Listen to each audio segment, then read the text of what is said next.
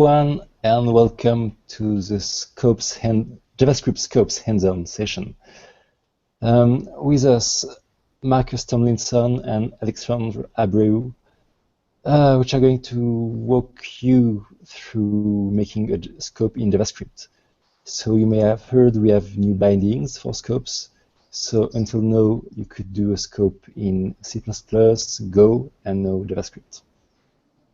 So I'm going to let them introduce themselves. Alexandre. Yeah, so I'm part of the web apps team at Canonical. So we work on HTML5 bindings and development environment, and on the web apps container for web apps mostly, and some on a little bit on Oxide too, the backend for everything that's web view based on Ubuntu. And so, yeah, with Marcus, I've been working for some months now on the JavaScript bindings for scopes. So that has been released. I mean, the first beta release has been like this week. Marcus? Okay, yeah, so I'm Marcus Tomlinson. I work in the Unity APIs team. I work on a number of Unity APIs, anything from the heads-up display to the indicators, but primarily I work on the Scopes project. So I've been involved in pretty much all levels of Scopes, right from the RPC level up to the shell plugin. So naturally I entered into this project as the domain specialist, I guess you would call it. Yeah, so that's me. Thanks, guys. And so yeah. To let you start your talk and your demo. All right. Cool. Let me share my screen.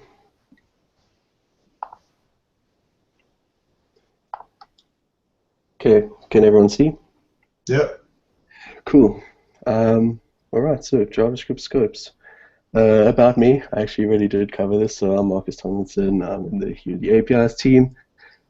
Work on a bunch of APIs. I primarily focus on the scopes. So when we were tasked with developing JavaScript bindings, we took some time up front to evaluate our options, obviously. So there are a number of potential approaches we could have taken. Essentially, the front runners were libraries such as Oxide, Qt Web Engine, which is a replacement for Qt WebKit, Qt Script, that's the fork of JavaScript script core, QJS Engine, which is QML's v4 backend, v8 obviously directly, and Node.js. Now, upfront, Oxide and Qt Web Engine only provide public APIs in the context of web, so that wouldn't have helped us with binding C++, so those immediately fell out. Qt Script hasn't seen really much activity since pre-Qt 5 in favor of the newer QJS engine, so that fell out as well. So we were basically left with QJS engine, essentially v4, v8, and Node.js, which is essentially an extension of v8 with its magical externals. Then we spent some time looking into a couple of factors we thought would be essential for us to provide, an optimal developer experience. So we were looking for things like a library ecosystem, general availability of libraries for our developers to use in their scopes. We want testability, debugging, logging, those kind of things, decent set of standard supported development tools. Built-in core libraries are really good, some kind of built-in functionality that goes a little bit beyond an interpreter. Tools, developer experience in general, we want to go with a technology that offered a standard developer experience with the tools that came along with it. Usability, obviously, we want something that our JavaScript developers feel at home developing in, and yeah, that should be in the tech that we choose. And maintenance and future-proofness. Of course, we want the tech we choose to be well supported for us to support our users. So as we went through these, library ecosystem. Node by far beats all the others. It has a massive library ecosystem via NPM. Through any of the other interpreters, QJS Engine and V8, we would have to supply libraries for people to use. Instead of doing that, we decided that Node.js was by far the best choice to go there. Testability, there seems to be little to no testing or debug support in QJS Engine. There definitely is none in V8. V8 is really just a plain ECMAScript interpreter, so Node wins for this as well. And it has tools it's developed to do exactly what we're trying to do. Again, Node has libraries, and it's better than a bare ECMAScript interpreter. When it comes to tools and developer scopes, they're essentially servers. So Node is directly purposed to do exactly what we were after. The available tools and developer experience around it. I think you see where this is going. Then usability, Node is far more recognizable to JavaScript developers, so usability. And then again, maintenance. The QJS engine is seemingly at a beta stage at this point. It's really developed mainly as the backend to QML, and comparing V8 to Node, which is the extension of V8 to Node again. So it's probably obvious at this point which one we chose, but if it isn't, the winner was Node. So what is Node, really, for those who don't know? It's a JavaScript runtime built on Chrome's V8, as I mentioned. It uses event-driven, non-blocking I/O, makes it super lightweight and efficient. And its package ecosystem, NPM, is the largest ecosystem of open source libraries in the world. I was also surprised by that statement. That was a copy and paste from their site, but I do believe it, actually. So that's Node. And what is Node to us? Well, Node is really an extension of V8. What does that mean to us? It means that it has C++ internals that are made up of V8 logic, and it exposes an external JavaScript API. This identified two distinct problems we had to solve. From our side, binding C++ API, i.e. the scopes API, really translated into binding C++ to V8. So one, we needed to abstract the complexity of V8 behind a simpler binding API. Two, we need to use the abstraction to bind the scopes API. This resulted in a library that we call V8 CPP, which was our abstraction of V8 to create modules, and Unity.js scopes, which is the actual bindings project. Why I'm telling you this? Well, a really great outcome to splitting the project this way is that we actually end up releasing two useful products to the public, V8 CPP and Unity.js scopes.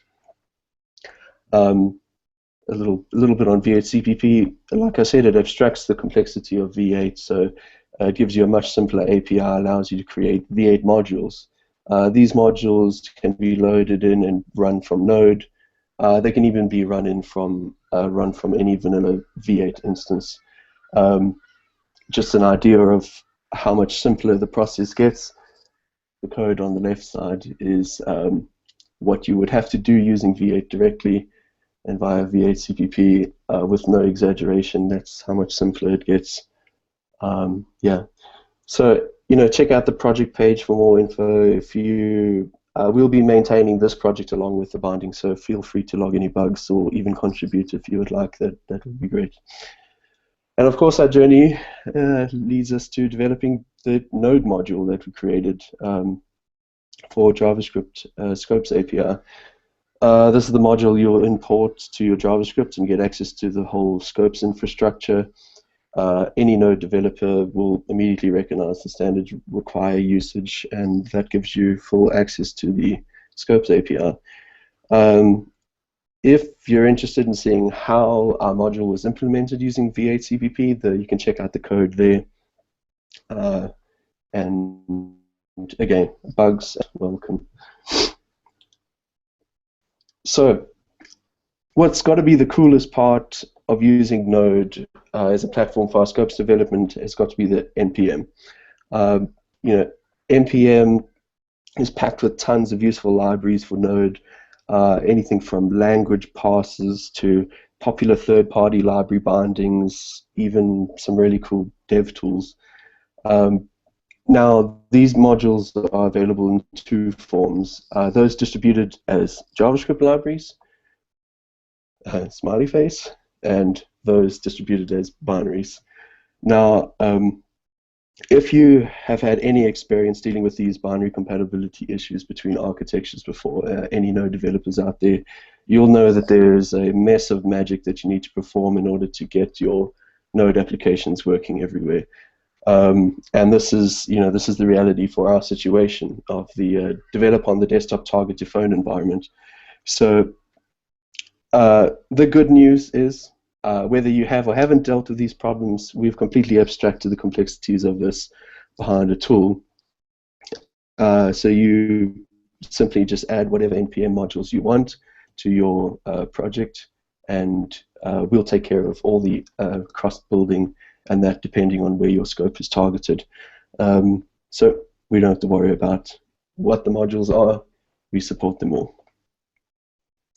The last bit of technical detail I'd like to talk about is the future-proofness of your scopes. Node is a very active project. It undergoes updates quite regularly. And we wanted to ensure two major things with your scopes.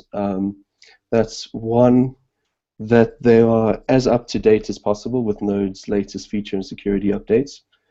And two, that they'll be safe from if Node undergoes any major API or ABI breakage, anything that could possibly break your scope.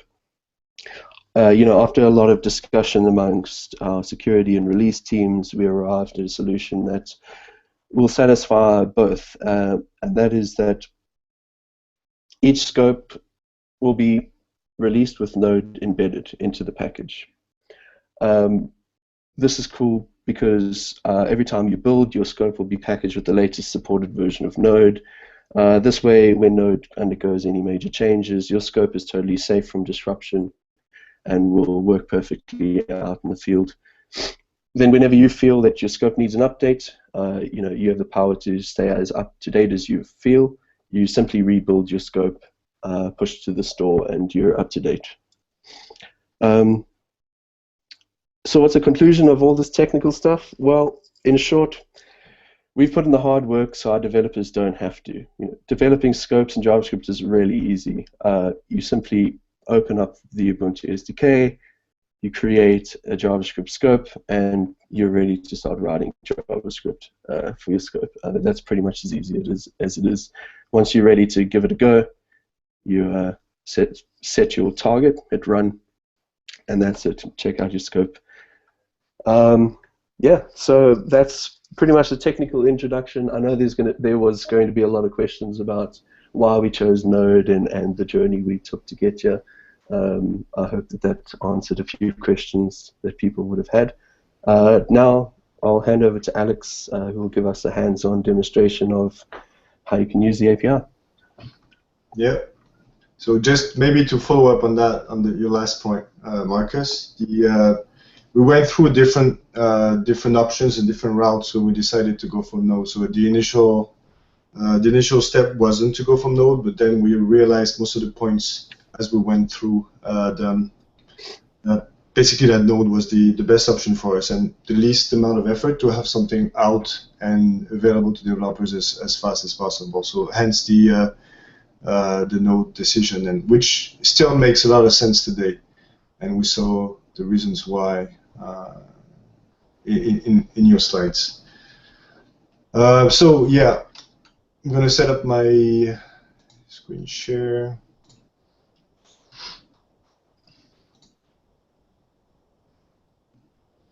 And do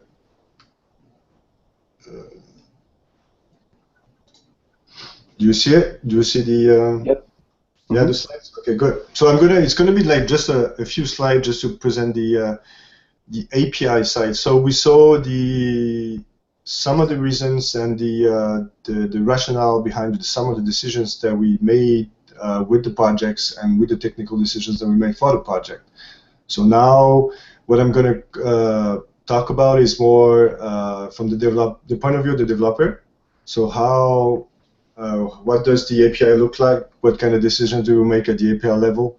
One thing that is to be noted is that even though the project has been released, it's a beta version, the API might change in the future, obviously, but since, as Marcus explained, we're going to try to be as backward compatible as possible API-wise, and to make sure that the developer doesn't feel all the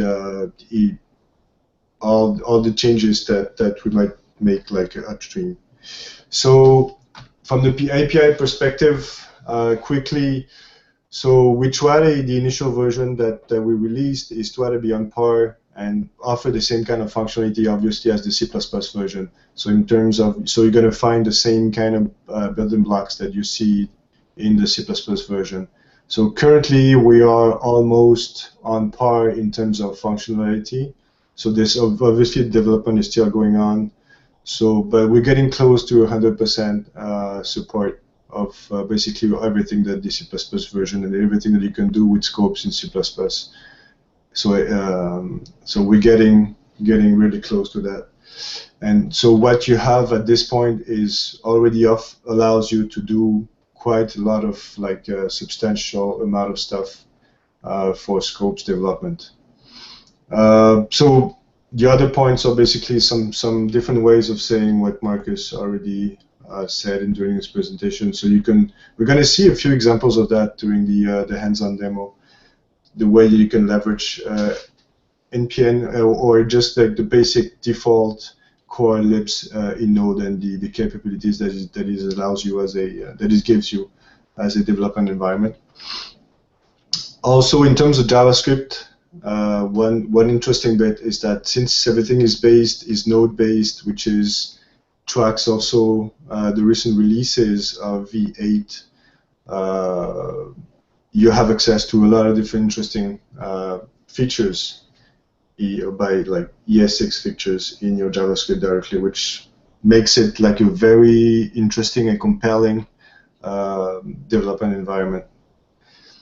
So now let's dig a little bit into what does it look like JavaScript-wise and development-wise, the big building blocks from the top level. So the basic first step is to basically require the module that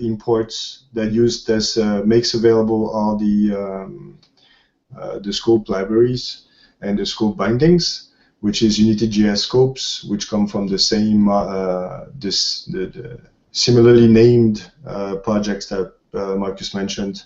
And then everything is going to, in terms of collaborating and talking with the scopes and initialization of the scopes comes with the scopes.self, which basically is the single instance that corresponds to your scopes, to your scope, the current scope. So then from that point on, from the top level, you have access to a lot of introspection and metadata about your scopes, about the scopes runtimes that the scopes runs into. And you have the option to initialize your scope with some variables in some ways that we're going to see a little bit later. And after that, one thing is that the scopes namespace is basically separated into two different namespaces. So you have the self, which is that represents your scope, and the lib, in which you have access to all the corresponding classes that you can see that you would need in your scope development. So everything, category, renderer, categories, reply, and everything you have, if every object you want to create, you create it through the scopes lib namespace. And then brief, like after when going through it, we're going to dive a little bit into a more hands-on presentation a little bit later. But one thing that I wanted to mention is that some of the elements that we plan to work on in the near near future, in the next following weeks. So there's a few things that we want basically to improve. Yeah, obviously, since it's a first release. So we're going to improve. We have documentation that is supposed to go up in the next few days.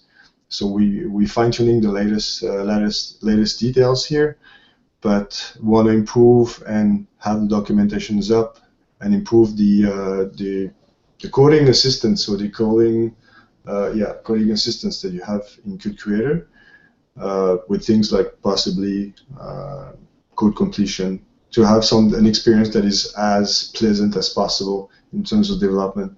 Obviously, one of the big focus is to have 100% coverage of the API, so that you have access to everything that you will require in terms of scope and API support, which we are close to have. And also, one thing that we want to work on is basically enhance the tooling, so that it's easier for you to, this is still something that we have to talk about, but it's easier for you to upgrade and decide what kind of upgrade you want to do for your package, and etc. Obviously, we want to work on, as I said, so documentation and examples, to have a bigger set of examples. We have some examples in the Unity-JS-Scopes project already, so you can look them up and play with them and see what they do. I'm gonna add, and we are gonna add this larger set of examples that deal with various aspects of the API, basically, and improve the testing through those, and through some better coverage. We're going to improve the testing of the API itself. And one thing that I really want to do is, since obviously C++ development and JavaScript development in terms of ecosystem and habits are different. And what I want to explore is basically try to come closer to a JavaScript-y way of developing your applications and your scopes. So have something that is closer to live reloading and inspection, which is now not talking about the web in general, but now what JavaScript developers would expect from some kind of a more modern and in line with the current trends environment. So this is something that we want to explore, we want to push forward, so that the experience per se, either from Code Creator or from whatever command line tool that you could use or editor that you could use, the experience would be as pleasant as possible. And so you could see your results basically as quickly as possible, without having to go through the hassle of having multiple steps just to loop back between your changes and the actual views that you've made. So that's pretty much it for in terms of presentation. So now we're going to switch to a simple scope creation process. So this is going to be made, like the scope we're going to create is going to be created through with Code Creator. It's a big help to do it through Code Creator, but you don't really have to do it per se. There's going to be, I'm working on a tutorial that basically is going to offer you a way to be more hands-on and be more with command line based way of doing things. So now let's create a new project. So now you see that there's a specific template and wizard for the scope in JavaScript.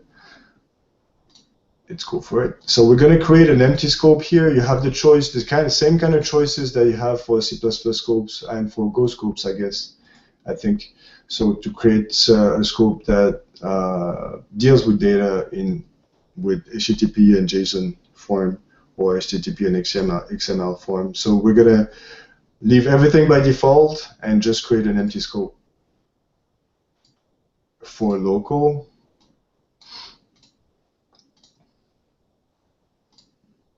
right. So the usual template for a CMake based project, the usual files that we don't have to go to talk about our primary and everything. So let's delete that to be really, really empty. And let's start by going through some of the basic stuff that you need to have your scope.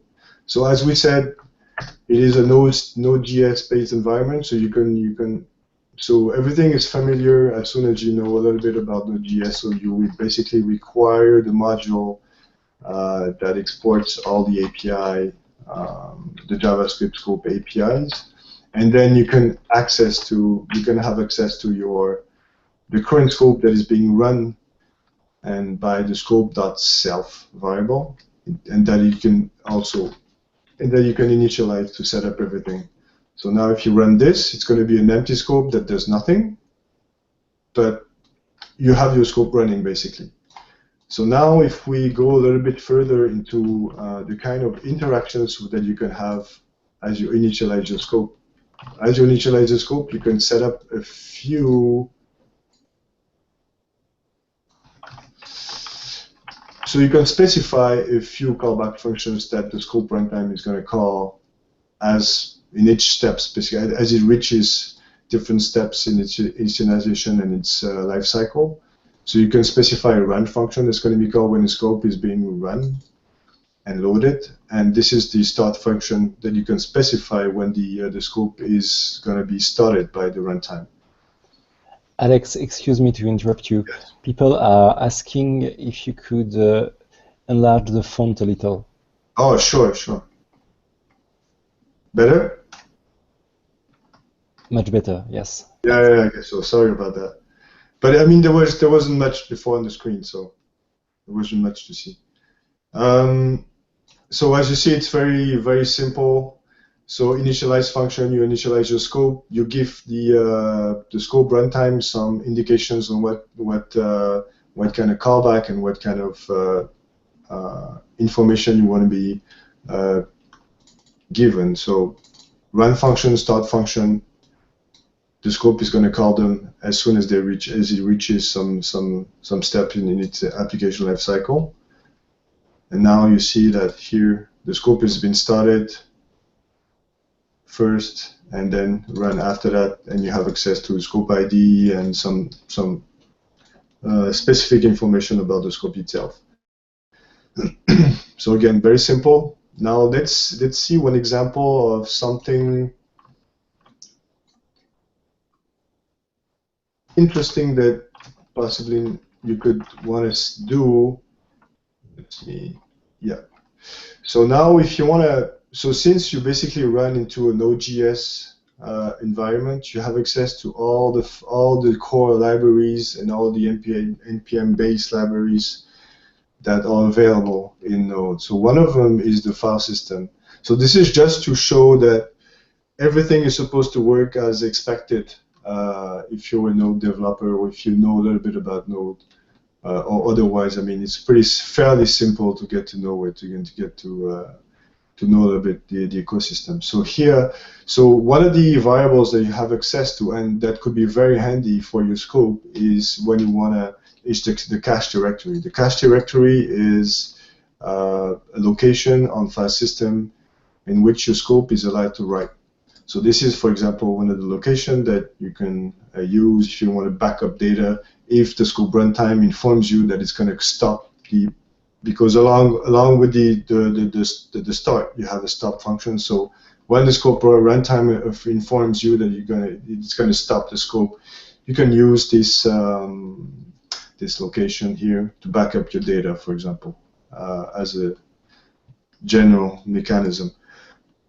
So one thing that I wanted to show is that you can definitely use the file system core module here to just write your data onto file using this cache directory based folder and read back the data here.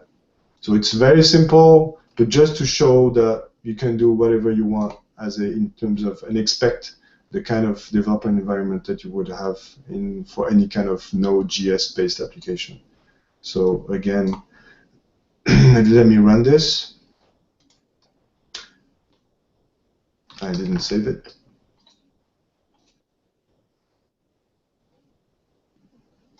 Did I?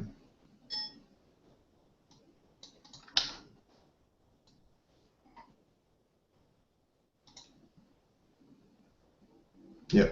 So now, as you can see, I hope here, so I was able to write the file and read back the content of the file here as during the start step of the scope runtime. So this one is small. This was just a small example to show off that the Node ecosystem is really there, and you're basically allowed to use it as a regular Node app. So just to show off a little bit more, maybe about the about the kind of things that you have available is the more complete example. Let's introspect a little bit the scope. So this example is available as this within the set of examples that you can find in the unity.gs-scopes project, just to show up that with the scopes from within the scope self, so a namespace, you have access to a lot of different data about your scope through the registry here. So this is just basically a way to dump everything that is all the metadata that corresponds to your scope here. So the example is pretty extensive here, but you can go through it by yourself. It's very simple. So again, oops.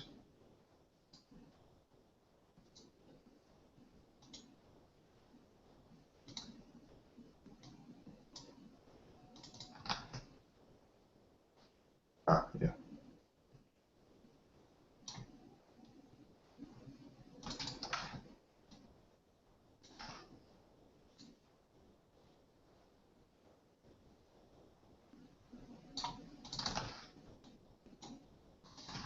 There you go.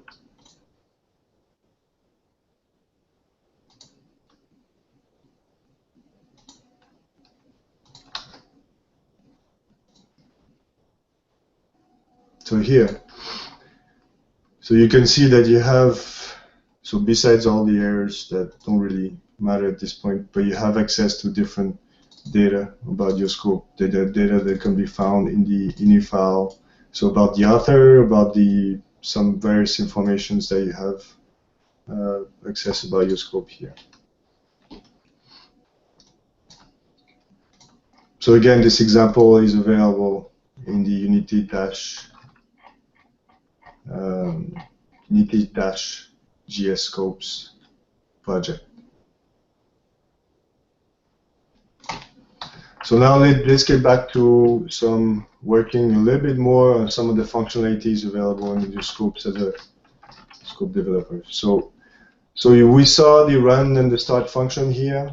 Now, as your scope is being started, so one of the major and key function here that you have available to you in the scope, and one of the functionality of the scope is to be able to respond to user searches depending on what kind of service is backing your scope and what kind of results and what kind of data you want to present to your scope, and offer ways for those results to be presented to the user. So same way as before, as with the run and start functions. So your scope instance is going to be it has the options to hand off to the scope runtime a search function that's going to be called by the search runtime when the users request a specific search to be performed. So then, if you look at the model itself, those functions here are expected to reply to the scope runtime with a custom object that come from the scope lib that you yourself as a scope developer instantiate. So in the two instances, you have this custom object being handed off to the scope runtime here. In one instance, you have the search query object, and the other one you have a preview query object. So this object is going to be instrumented by yourself, depending on what you want to do and what kind of data you wanna hand off to the scope runtime so that you can present it to the user as a run function. So when the query is going to be run by the user, the run function of the search query object is going to be called, and then when the preview has been triggered by the user, the run function from the preview query object is going to be called by the runtime. And basically at any step, the user can basically cancel his search, in which case the cancel function in each of those instances is going to be called to inform you about what the user did, and so that you can basically act upon it and decide what you want to do with your objects and with the current search. So basically what it does at this point is doesn't do much, right? So we're going to add a little bit more to it and we're going to get closer to what the basic template does. The basic template that is offered as a default in Quick Creator when you created your JavaScript scope. So see now there is a result that has been sent back that is presented to the user. You can click on it, and then you have extra information about it. So obviously in the extra information you have some placeholders here, but those are specific to this result here. So if we look at it, we can ignore those and remove those. Obviously, we don't really do much in those. So now we did.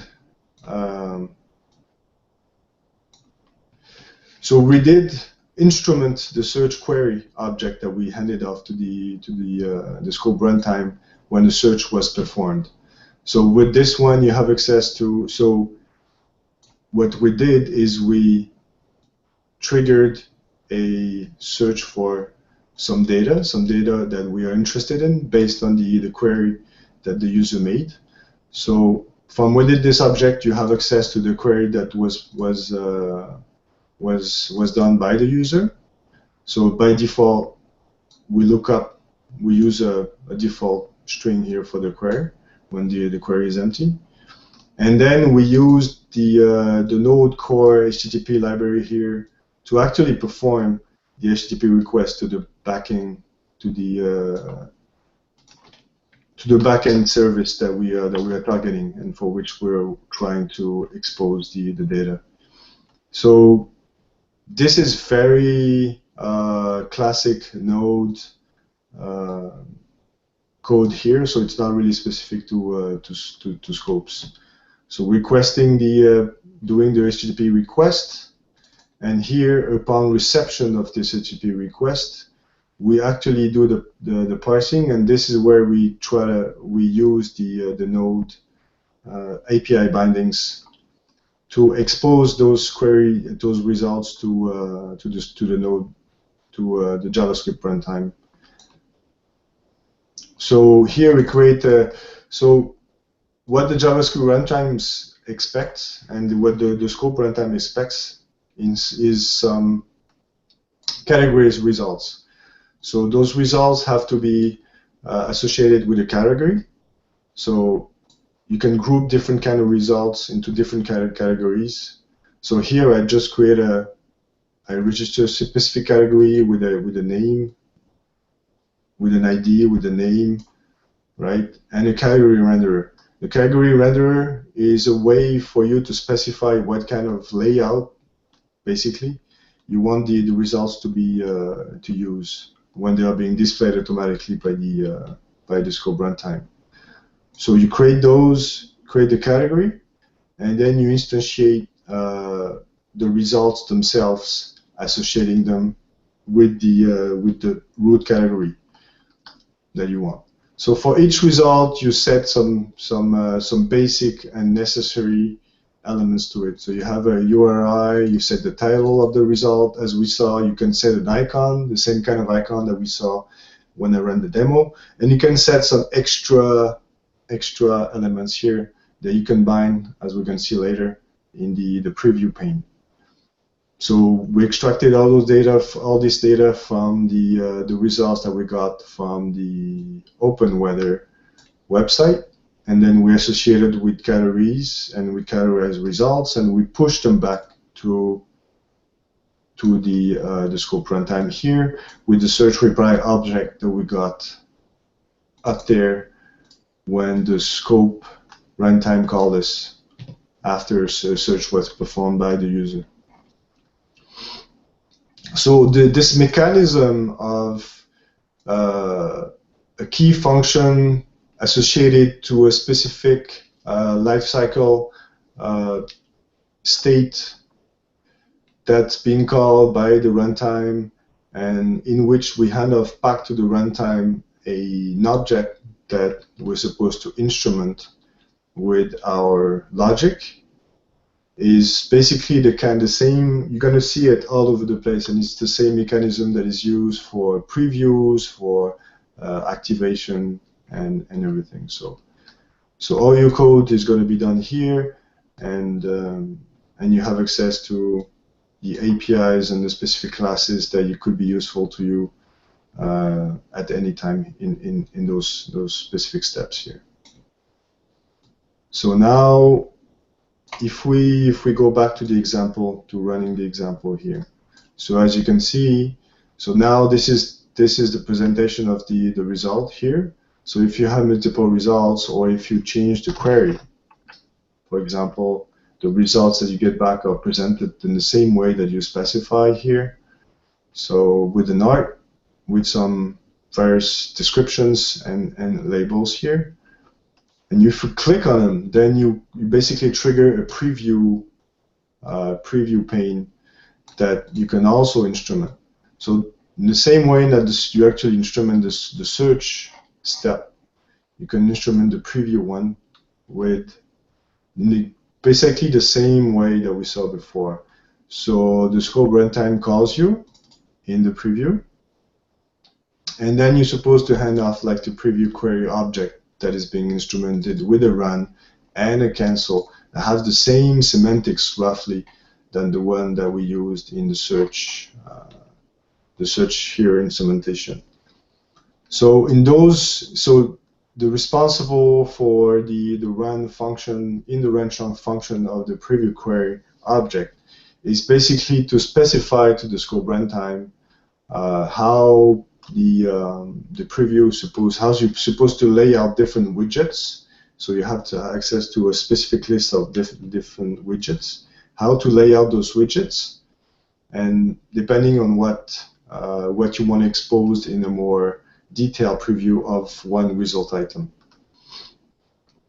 So you have two different aspects to this. You have the layout, in which you obviously specify the layout of those items and preview items that we're going to see up there down below. So you can specify, you have available to you a column layout in which you specify the number of columns. All the number of columns are switching between the layouts is done automatically for you depending on the amount of real estate that you have available in the device that you are currently running. So just specify how in all those different layouts, how the different elements of presentation for the preview of a given result are going to be set up by the runtime. So here we have three different column layouts specifying an image, a header, and a summary. If we go back to running the example, you can see that there is an image, there is the header, and there is a summary, right? So those are being described here by simple IDs here, and then you use the preview reply object that was handed off to you by the scope runtime to register those layouts, those different layouts, and then you can specify the different widgets that you want to see being displayed in the preview pane. So you have quite a substantial list of widgets available to you. So you have audio, you have video, you have headers, you have image, label, you have different actions, actions being buttons basically that the user can trigger. So you can really build your UI, your preview UI, using those widgets. And those widgets, obviously, as we said, are going to be laid out depending on what kind of layout you specified above for this page.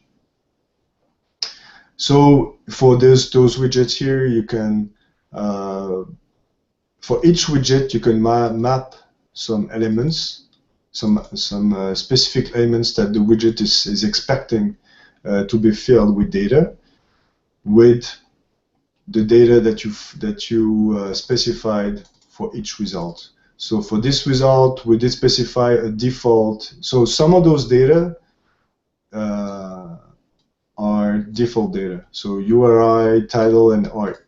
And then you can, as we said, you can specify some extra ones that you can use during the preview step. So URL, title, art. So here you can specify that this maps to the title,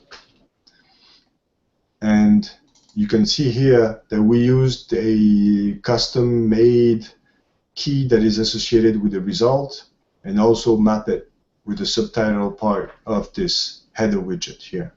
So this is the ID, and this is the mapping that we use from the result that we got that is associated with this preview here. So we create a header, we create an image, the source of the image, which is the source, which is a default key that is supposed to be filled for an image preview. We fill it with the art element that corresponds to this result here, and this one corresponding to an online image that is being taken that comes from the result itself. And same thing with the summary. There is which is a text. The text is associated with the description. So you can find online a list of all the different widgets that you have available to you. So as I said, there's many of them.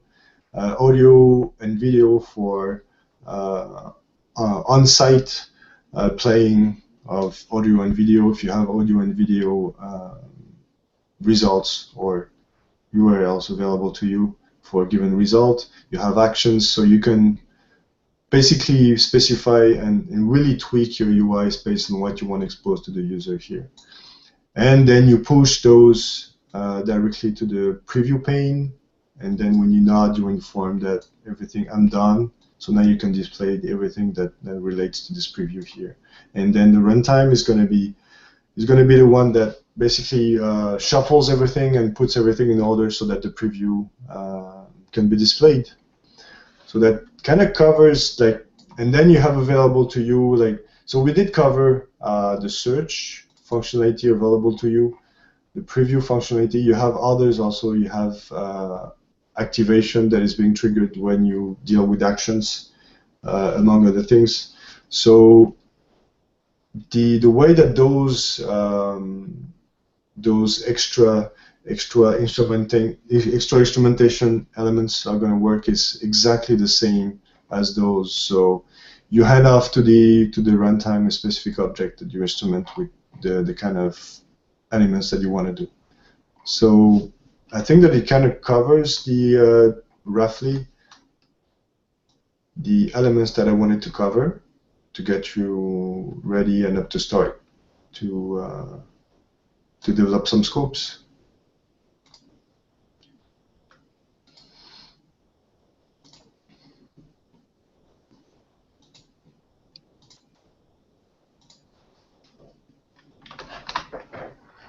Awesome. David, do we have any questions? Yeah, do we? Most questions have been answered already in the demo and in the presentations. Awesome. So yeah, this was very cool. Could you maybe, can any of you walk us through the command line options? Well, the command line tools developers will need to use to set up their project. To set up their projects? Well, it's actually very simple. I think probably the best thing to do is to just give everyone a link to the tutorial that we have online. Really, there's not that much that you have to do to set up. It's just about installing the dev package and opening up the SDK. I think we did have. Yeah, there you go. Thanks, David. Yeah, I've just pasted the link. Yeah, I don't know if there's any specific question. So Aquarius, well, Stuart is asking, when will the Unity.js scopes module will be published to NPM?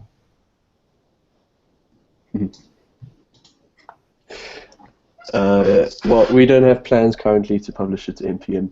The reason for that actually is because in order for us to give you a really smooth, inline scopes development experience, what we've actually done is embedded Node into our own scope launcher.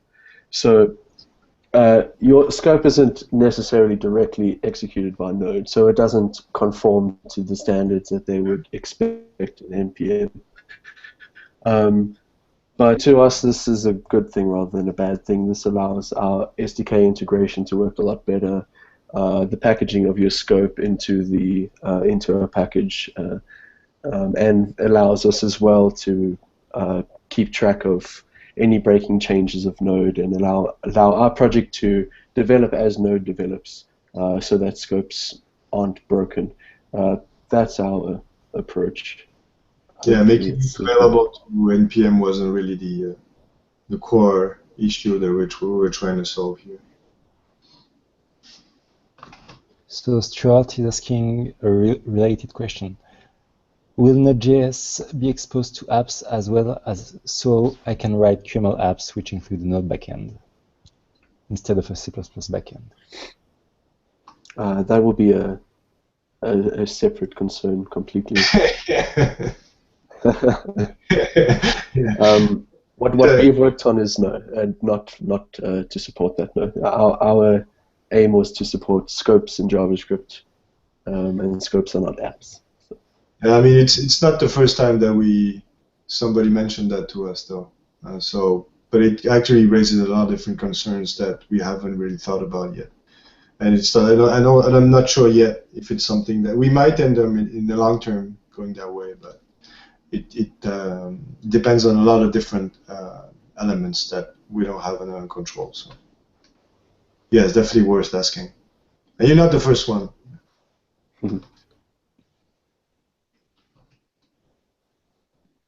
Okay, it looks like we are out of questions.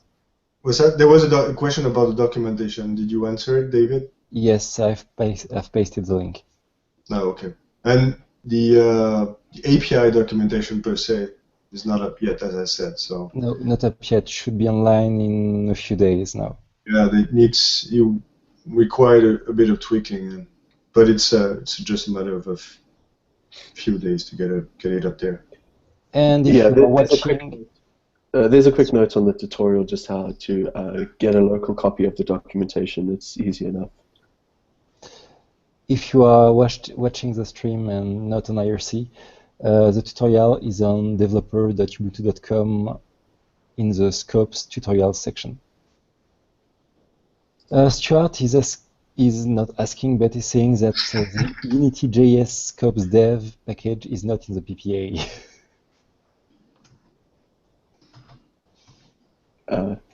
Follow the tutorial more closely. Sorry. That's all I can say. You may not have added the PPA correctly, the staging PPA. You're running what, 1504 Aquarius? Yes. Yeah. Stuart, make sure you are at least on 1504. Yeah, not 1204.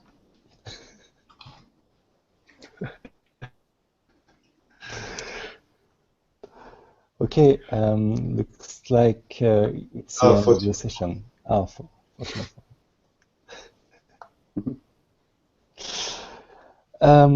thanks, guys. It was really great, and I'm really looking forward to what people will come up in the Scopes contest in a couple of weeks. Any last word? Any last words? Sounds like we're doomed. Okay. I hope you guys like it. Let us know. Yeah, exactly. I mean, you can reach out for us on IRC and on the and fill out bugs on the projects themselves. Yeah, on the Ubuntu phone mailing list, and we will answer every questions. Yeah. Okay. Thank you, guys. Thank you. Bye. Bye. Okay, bye.